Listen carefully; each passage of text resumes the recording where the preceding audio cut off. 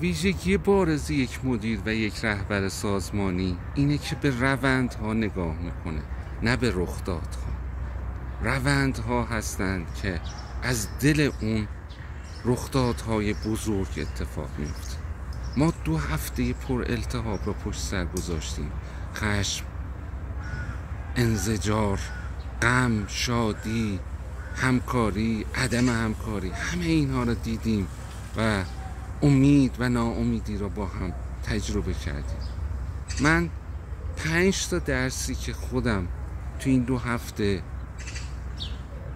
از این وقایع گرفتم را در حوزه مدیریت و رهبری از فردا با شما به اشتراک میگذارم.